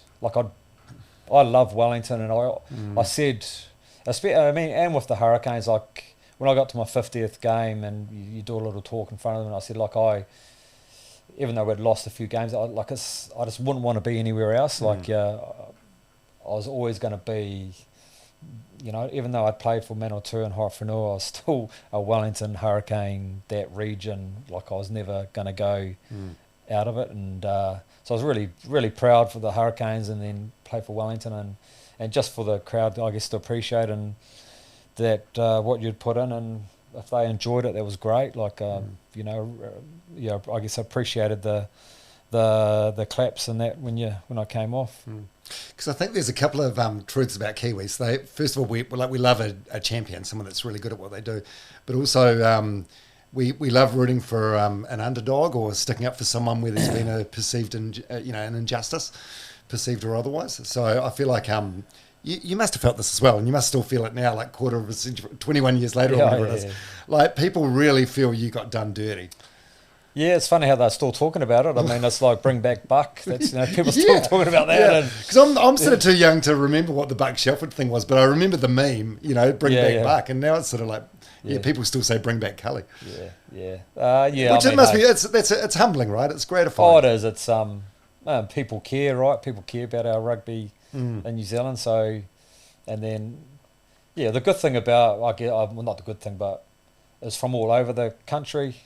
Obviously, you'd think, you get the support from your Wellington people, but, there's a few people from outside. So, talkback was going off, and I guess it was a good week for talkback, I guess. I don't know. Not a great week for Mitch. Not a great week for Mitch, but I don't know. That's just, I guess it is what it is, right? And every coach that comes into that all black environment, they want to do it their way, and whether that's the old way or the new way or whatever, it is what it is, right? And you just, I guess, got to roll with it. And I seen the writing on the wall, and so that's, I mean, I know people talk about it, and we're upset at the time, but man, I'm reasonably over it now. How long did it take? Like realistically? Oh, look, I mean, were you bitter about it for a while or not really? Was I bitter? I don't know if was I bitter? I don't know.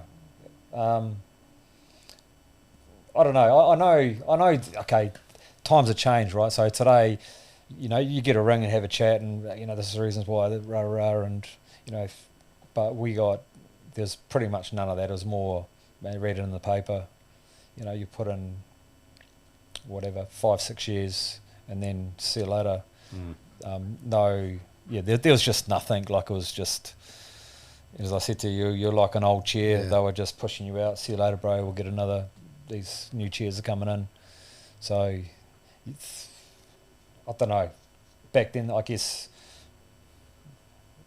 was dealing with me back in the old days in Kirkpatrick's day, and the boy, when they got dropped, I'm sure they wouldn't know, because there's no, I don't know. So it's just different. I know that just wouldn't happen today. A bit more respect and but I don't know. Was I bitter? I don't know. But it was just one of the I don't know. I went to Ireland, and you're away from everything, and then 2003 happened with the World Cup, and I felt really bad for the boys. But I was like, no. I mean, hindsight's kind of a pointless game. But do you think, because in that last year of Wayne Smith, like there was some knee shit going on, and you probably weren't potentially playing at the absolute best you've been playing. But do you think with the right rehab program and the right care and support from Mitchell and Deans, you could have been back to playing your best? Yeah, but I think that's, as I say, it's like, you're speaking to Nick Gill about training and rehab. Like, it's just different. Like, a Super Rugby season, I can remember I'd play on a sad day, then try to get through trainings, and then go for a coffee with Dave during the week, and then I'd sit down for half an hour, and I'd go to try to get up, and my knee would be locked. And then, take some pills and then play sad day, and that's how my Super Rugby season was.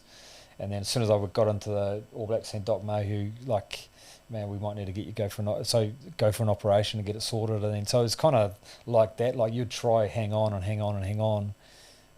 to a point, and then you just couldn't hang on anymore, and then you'd fucking go get it sorted. Where today that just, it wouldn't happen. And then coming back from it, as I said to you about with Cam's like some of the stuff that the science and their base in Wellington is just unreal. Like, it just, like, it's, I mean, if we had looked after our bodies and got what they have today, but we didn't, because that's just what it was. It's hypothetical. So we can't. No. But we can say that I'd love to be playing in today's game, even though it's a bit different and it's struggling with crowds, and it's. But just the science behind the trainings and everything, like, that could be cool. Yeah. But then we had all the crowds and all the hoo-ha and people and whatever. Yeah. Why hasn't, like, in the 22 years or whatever since you stopped, why has no one been able to do what you do? In terms of, like, stepping off both feet and just that speed and running past people? I don't know, mate. I mean... Just too good. I don't know. Like, I always say now, like, if you're a good athlete, like, it'd be hard not to be a good rugby player just because of the information that they can feed you now. Like, it's... And and then you'll get that guy, and then you'll get like a Bowden Barrett who has the X factor, and then feed him all the information. Like, it's just hard not to be a good rugby player. Like, I don't know, like we're back in our day. I don't know, everyone, you just get X factor players would stand out because all our training, I don't know how good our trainings were. I remember the rehab I had for my knee when I come back was fucking shit. Like, yeah, but then at the time it would have been the state of the art. It would have been the absolute best advice available, right? Yeah. Wouldn't it? Like, probably. Yeah. Well, I was playing for the All Blacks, so yeah. But yeah. I mean, but compared to now, like just alarmingly primitive. Yeah, I don't. And all the analysis now. So defences are better, players are bigger, players are stronger, players are. It's just, this things are different. So yeah. One last question about Mitchell. By the way, thanks for talking about it, because I know that you were just indifferent about it now. Like, there's no chip on your shoulder. You just I can tell it's just not something that you even think about. Yeah, I mean, look, if I was in a room and there's a bunch of people there and he was there, like, would I go have a beer with him? Well, I don't know, but I mean, I wouldn't. I'd go see some other dude over there probably first, but that I don't know, and I don't like people, but I'll go meet that guy over there. But yeah, I have been in a room before where over in South Africa, and he was there, and yeah, I could see the head and I could see it moving around, and I just kept on moving the other way. And then I ended up going out and getting a taxi to go back to the hotel because I just couldn't be bothered. Like, I was like, yeah. Sure, no. Nothing to say. What are we going to chat about? Small talk. I'm shit at small talk. Yeah.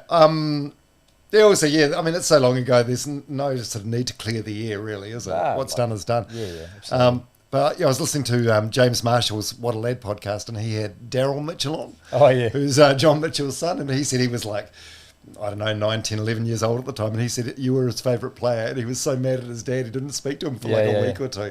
Yeah. Well, that's cool, because I think the Hamilton test, well, probably one of my last tests, and where Mitch was coaching, and then young Mitchell's come into the change room afterwards. So it must have been him. I might have given him my shorts and socks.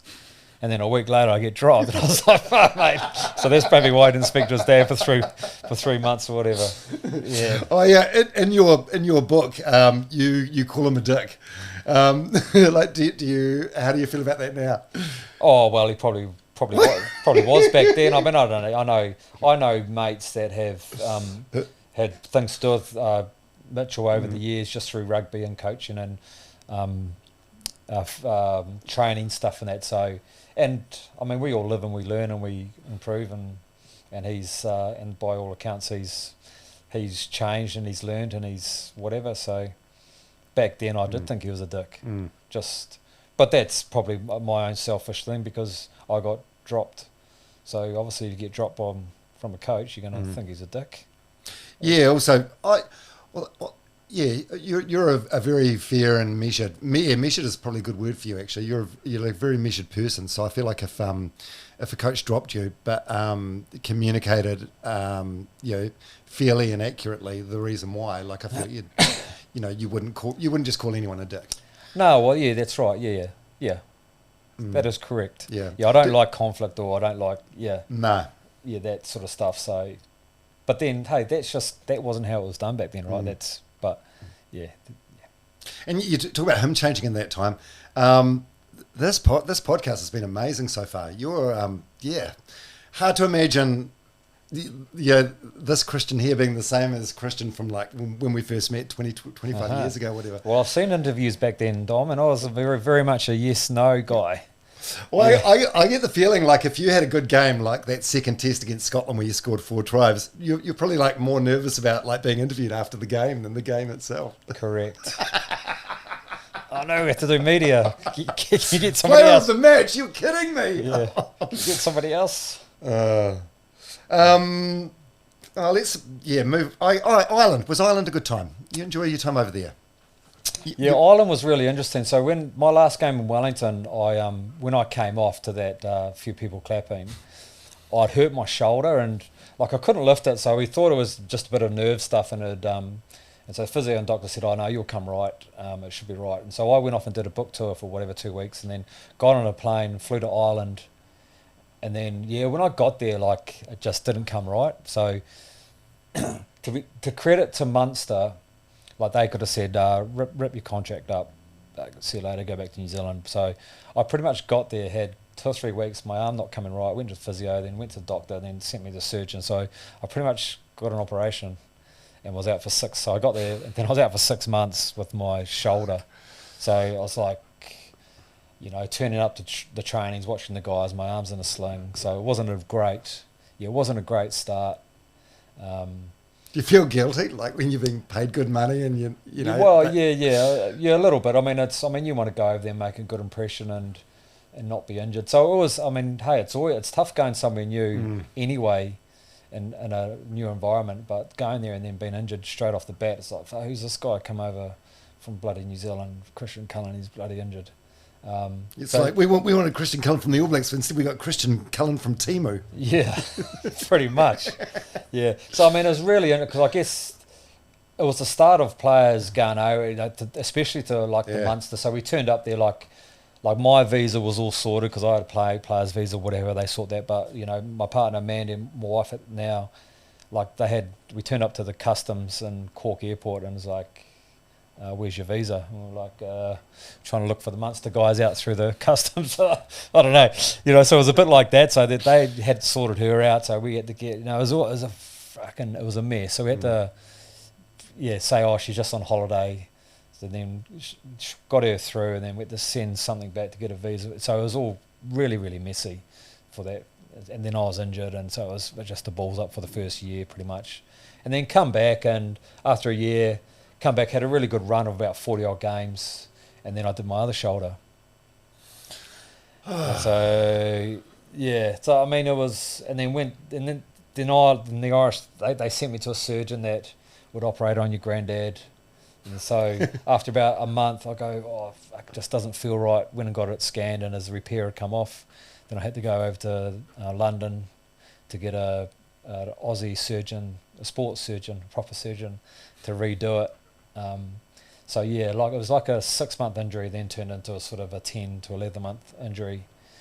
And then come back from that, and then played another handful of games, and then I think I did my ankle quite bad. And then come back from that, then tweaked the calf, and so just things were just building up over time. So I had about 5 seasons there, and I reckon I had about 2.5 years worth of injuries. Like it was just, So by the end of it, I'd had enough. It was quite a good people, great. Munster were great. The boys were great. I didn't come home the whole 5 years I was there. Like it's a long way. Like I don't know if you've ever been to Ireland. You probably have, but it's a long way, and it's a bit of a ball ache to get there. And the only good thing over there was it was cheap to go on holidays, like to Greece and to Spain, and so we had a lot of pretty cool holidays to those sort of places where I just wouldn't go now because I'm not that keen on sitting on a plane for 15, 20 hours to go anywhere. So we did a lot of that travelling over there then. Yeah. This is pre-kids as well, right? Pre-kids. We did. We adopted a boxer dog over there, which was it was pretty cool. So that's right. What was his name? Austin. That's right. It belonged to like a meth head next door. Yeah. Not that we're in a bad area or anything, but this guy. But this dog used to jump. Boxer, he was awesome. He used to jump over this pretty fence as tall as you, and we'd walk and we'd have him for 2 or 3 days, and we'd go back, knock on this dude's door, like, mate, we've got your dog. Oh yeah, and then he'd jump back over our fence the next day, and then we ended up going to the police and saying, what do you reckon we should do? And they said, well, is he go down to the vet, see if he's thinged, and he wasn't, so we got a chip in him, and then we just kept him, and the dude next door didn't even care. But he ended up being the best dog ever. Cost us pretty much a first-class ticket to get home. Yeah, I remember your dad saying at the time, like when you were forking out all this money to get the dog home, he was like, fuck, it better not get run over in the first week. Oh, mate. He was choice, though. Like it was it was a boxer, big white thing, patch on his eye, like he was one of a kind. But, I couldn't leave him there, so we had to... we had to get him home, and he had a pretty good life when he got home, and down the beach, and so I was pretty happy. Even though I think he might have cost $15,000 to get home. Oh, you can't put a price on that though, can you? No, you don't. You got a few good years out of him too. Absolutely, yeah, he was great. I've got on my notes to talk about lockdown games and on Instagram. How good was that? That was so awesome. you're not very active on social media, but during the COVID lockdown, you've got a nice house with a big plot of land. These clips were going off. Golfing clips, rugby clips. Yeah, well, I seen Carlos doing a few, so I said, "Oh, yeah, I can do that." So yeah, we and plus during that lockdown stuff, like the weather was pretty nice and got outside and so I set a few of them up and a few basketball ones and rugby balls and golf ones and and it took some of them took quite a long time to do, but others like were legit like. Took me 2 or 3 and I'd be like 20 30 meters back and they'd be 1 or 2 throws and you get it in. That's like sometimes you go, oh, you look pretty shocked, but no, they're pretty fun to do, and then the kids are out there trying to do them, and that was good fun. Yeah, still got it, eh? Not that we want another lockdown, but no but that was good fun. No, it looked like I thought about that when I saw you, and you're just at home and you've got a very nice house, everything you need there, and you're surrounded with your kids and your wife. I feel like lockdown would have been quite enjoyable for you. If you could have access to the golf course as well. Yeah, well, we still could have. Well, where we are, I can hit a wedge probably. We can hit a wedge out there. So I was doing some golf ones into a bucket and that sort of stuff. So that was good fun, eh? Then I don't know. Yeah, I'm not big on social media. More get the kids or the wife to post stuff. But I don't really know how to do it. You're not even big on texting. Like I'll send you like a big message, like a paragraph, and you'll just reply, maybe straight away, maybe a day, maybe 2 days later, just the shakabra emoji. Shakabra. Is that not easy though? It's easy. Yeah.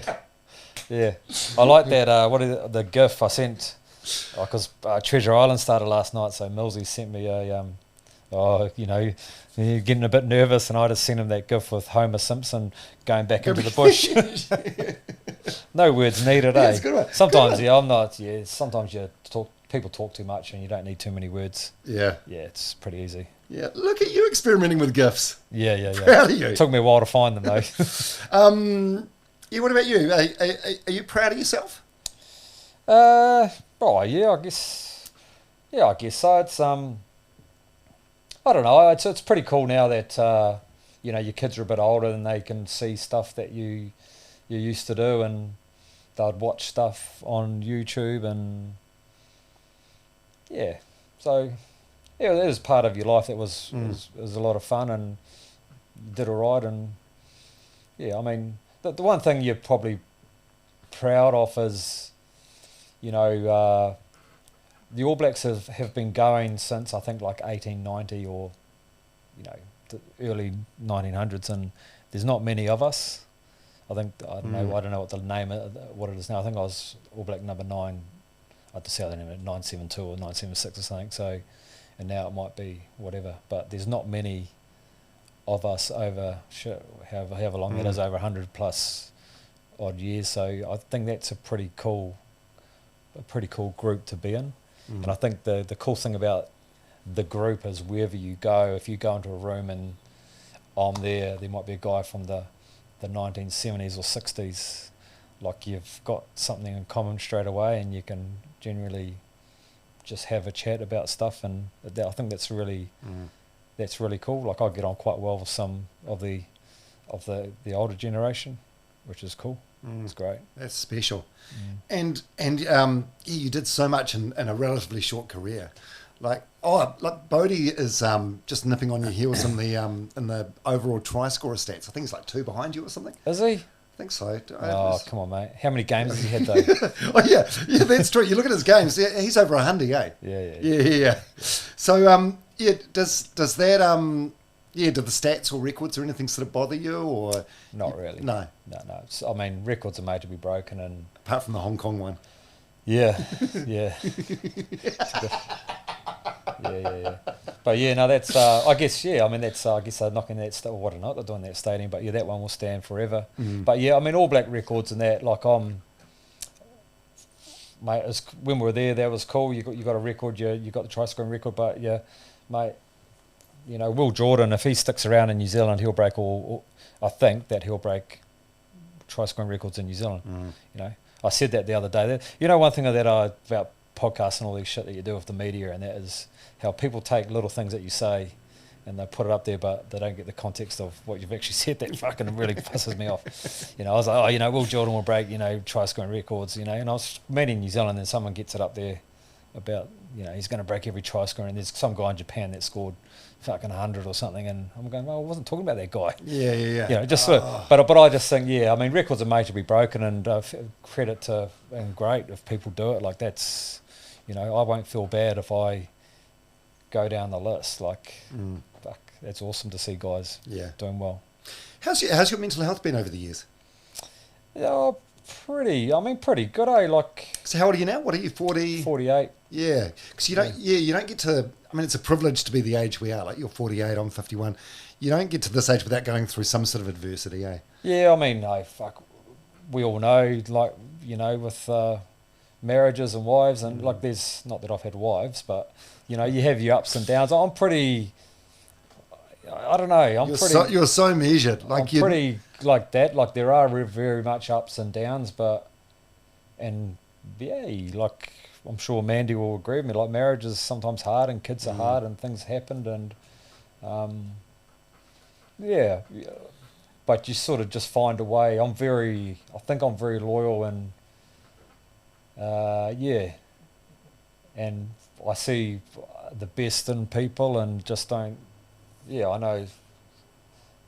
Not saying that, but people can just go, oh man, this is too hard. Like, I'm done. But I'm very much, man, like, hang in there, and things will get better. And but mental health, I don't know. Like, I